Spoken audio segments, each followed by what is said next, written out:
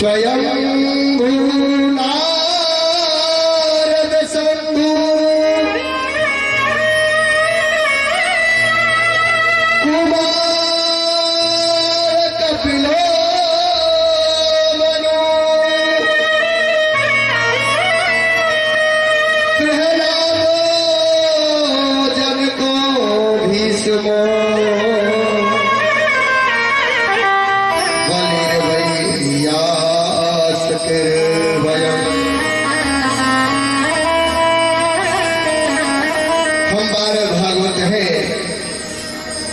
स्वयंभू शंभु नारद कपिल जी शरद कुमार स्वयंभू मनु महाराज प्रहलाद जी जनक जी पितामह भीष्म बलि और सुखदेव और धर्मराज 12 भागवतों का वर्णन किया। परीक्षित कहने लगे महाराज कल आपने एक बहुत सुंदर कथा श्रवण कराई थी। हिरण्याक्ष का वध किया भगवान ने 12 रूप धारण करके, लेकिन हिरण्यकश्यप का क्या हुआ? हिरण्यकश्यप ने ब्रह्मा जी की तपस्या की और वरदान प्राप्त किए। दिन में मरू नहीं, रात में मरू नहीं, मनुष्य से मरू नहीं, पशु से मरू नहीं, ब्रह्मा जी की बनाई गई सृष्टि में किसी के द्वारा नहीं मरो। 12 महीनों में से किसी के द्वारा नहीं, किसी महीने में नहीं मरो। ये हिरण्यकश्यप को तपस्या के लिए गया था। इसकी पत्नी है कयाधु, इसके 3 पुत्र हैं। हिरण्यकश्यप के पीछे से इंद्र ने 3 पुत्रों को मार दिया और तभी से हिरण्यकश्यप देवताओं से वैर मानता है। 4था पुत्र हुआ प्रहलाद, जो भगवान का परम भक्त हुआ। शंड्य जो शुक्राचार्य जी के शिष्य उनके यहाँ पढ़ने के लिए भेजा गया। तो ये प्रहलाद राक्षसी विद्या को नहीं सीखता, भगवान का कीर्तन करता है। छात्रों से कहता है श्रवणं कीर्तनं ऋषिणो स्मरणं पाद सेवनं अर्चनं मंगलं दास्यम् शक्यमात्मनिवेदनः। 9 भक्ति का वर्णन किया। पहली भक्ति बताई,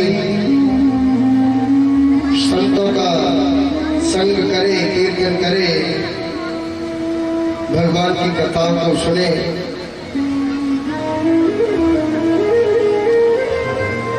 शंड अवर्क ने जाकर हिरण्यकश्यप से कह दिया महाराज ये प्रहलाद तो बच्चों के अंदर नारायण भगवान का नाम ले लेकर के कीर्तन कराता है, तो इसे मारने के पूरे प्रयास किए गए। जहर पिलाया गया, समुद्र में फेंकवाया गया, पहाड़ से धकेला गया, होलिका के द्वारा जलाया गया, लेकिन मेरे गोविंद ने इसकी रक्षा की। होलिका ने काली मैया की तपस्या करके शीतला चीर प्राप्त किया। अगर ये चीर को ओढ़ करके अग्नि में चली जाती थी तो ये जल नहीं पाती थी। माहुक द्वीप का राजा है विप्रचिति, जो होलिका का पति था। इसमें शंकर भगवान की तपस्या की तो शंकर भगवान ने वरदान दे दिया कि जब तक तू होश में रहेगा तुझे कोई मार नहीं पाएगा। होलिका की और विप्रचिति की मुलाकात रास्ते में हुई। एक दूसरे पर दोनों मुक्त हो गए। होलिका ने कहा कि अगर तुम मेरे भाई हिरण्यकश्यप को युद्ध में हरा दोगे तुम्हारे साथ विवाह कर लूंगी। तो हिरण्यकश्यप को युद्ध में हराया विप्रचिति ने और होलिका का विवाह विप्रचिति के साथ हो गया।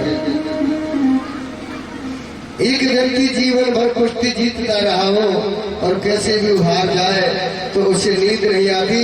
ये हिरण्यकश्यप हाथ में नंगी तलवार लेकर के गया, इधर होलिका और विप्रचिति सोए हुए हैं।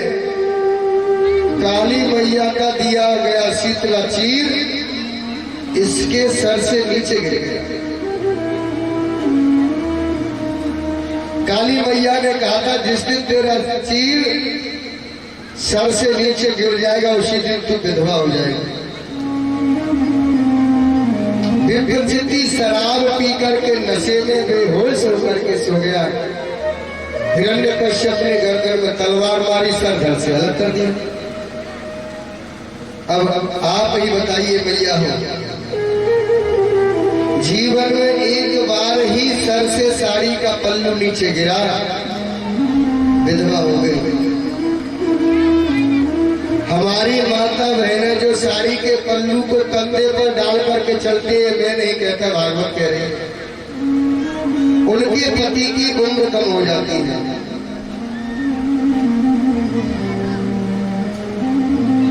जैसे ही आप बाजार में घर से बाहर जाते हैं, जो दुष्ट कामी पापी लोग होते हैं तुम्हारे स्वरूप को देख करके अपने अंतर्मन में बुरी भावना बनाते हैं, जो भी आपके पति को लगती है, पति की उम्र कम हो जाती है। अच्छा, करवा चौथ का व्रत साल में कितनी बार आता है? एक बार आता है ना। पति के मोहरे को चालनी में देख के पति की लंबी उम्र कर देते हैं, क्यों?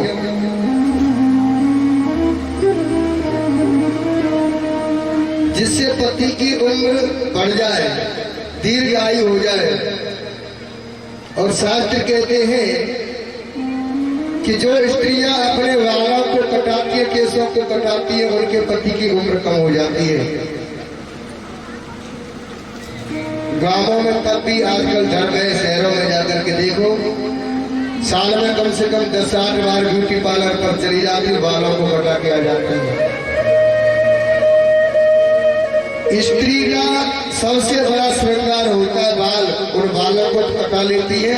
और जो कटाने वाली वस्तु है ना, उनको नहीं कटाती है, नाखून उनको बढ़ा लेती है। पहले तो सूर्पणखा एक थी, यानी जिसके सूप जैसे नाखून हो। आजकल सूर्पणखा की भतीजी घर घर में देखने को मिल जाती है। हाँ जी के ना जी,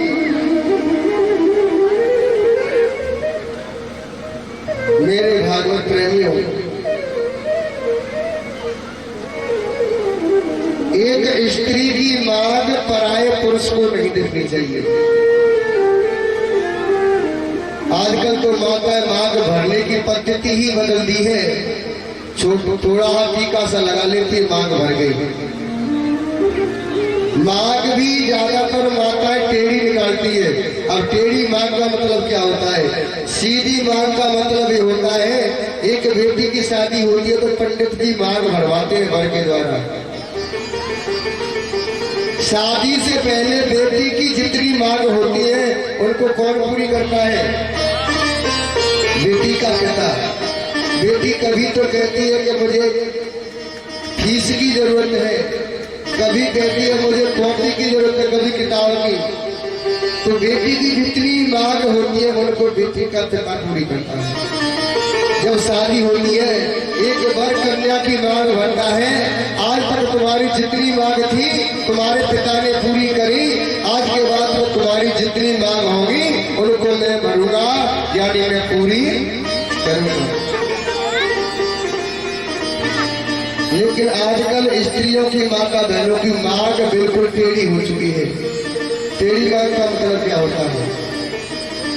टेढ़ी मांग का मतलब होता है कि पति की महीने की कमाई है 5,000 रुपए, तो घर की जितनी भी मांग है, जितनी व्यवस्था है, हमें 3,000 रुपए में पूरी करनी है। रात्रि के 12 बजे कोई घर में बीमार पड़ गया तो किसका ताला खटखटाओगे? किससे मांगने के लिए जाओगे? इमरजेंसी के लिए रखना चाहिए। और पति की महीने की कमाई है 4,000 रुपए। माता कहती है कि हर महीने नई नई साड़ियां आ रही है, हर महीने 4500 की साड़ी खरीद लेती है। बताओ फिर मार तेरी हो जाती है। बात सत्य है कि नहीं? हाजी के नाजी।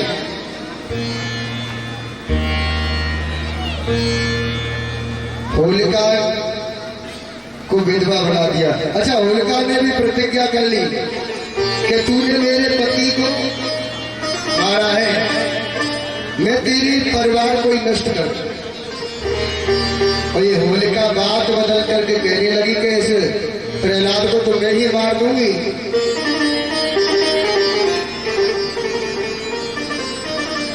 अग्नि में चली जाऊंगी, शीतला चीर ओढ़ करके प्रहलाद जल जाएगा, मैं बच जाऊंगा। अग्नि लगाने के लकड़ियों को ढेर लगाए, प्रहलाद को गोद में लेकर के बैठ गई खूब। जो भी शीतला मैया ने चुनरी दी थी उसे अच्छी तरह से ओढ़ लिया। लेकिन प्यारे, जिसका रक्षक स्वयं मेरा भगवान है उसे कौन मार सकता है? ऐसी हवा चली, शीतला चीर उड़ करके प्रहलाद के ऊपर आ गया। प्रहलाद बच गया, होलिका जल गई। प्रहलाद बच गया तो क्या हुआ? अंबर से देवता लोग पुष्पों की वर्षा करने लगे, गुलाल फेंकने लगे, और उसी दिन से होली का त्योहार मनाया जाने लगा। और हिरण्यकश्यप के जो राक्षस हैं, वो कोई तो प्रहलाद के ऊपर धूल फेंकता है, कोई मिट्टी फेंकता है, कोई कीचड़ फेंकता है, कोई पत्थर मारता है। आज भी होली पर ये दोनों नजारे देखने को मिलते हैं। जो रंग गुलाल से, फूलों से होली खेलते हैं वही भगवान के भक्त है, और जो धूल माटी कीचड़ से होली खेलते हैं समझ लो वही हिरण्यकश्यप के परिवार के राक्षस हैं।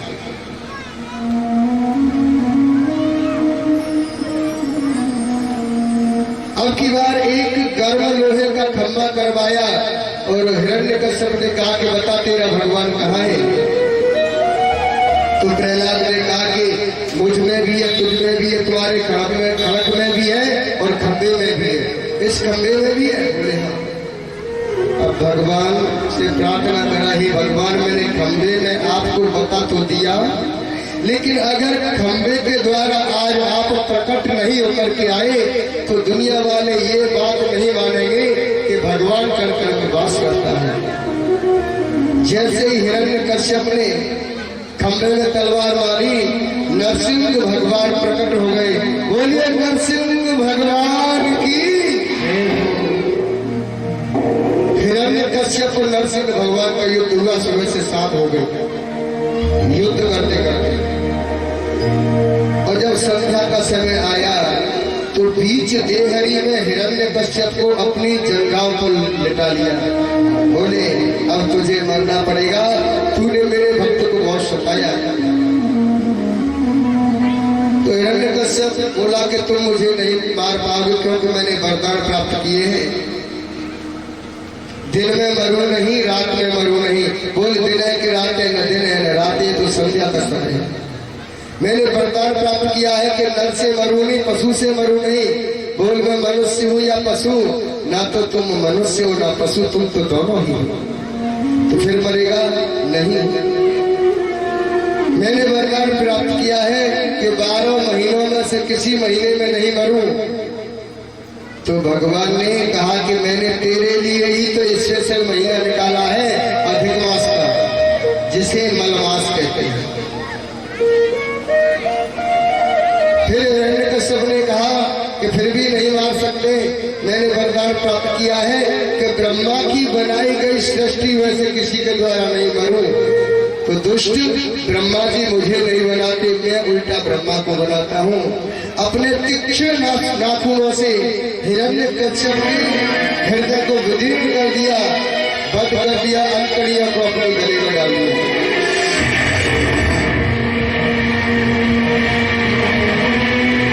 आज नरसिंह भगवान का क्रोध भर गया, सभी देवता घबराने लगे।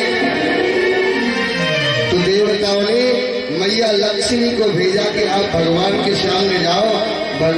क्रोध शांत हो जाएगा। तो मैया लक्ष्मी तो सोच रही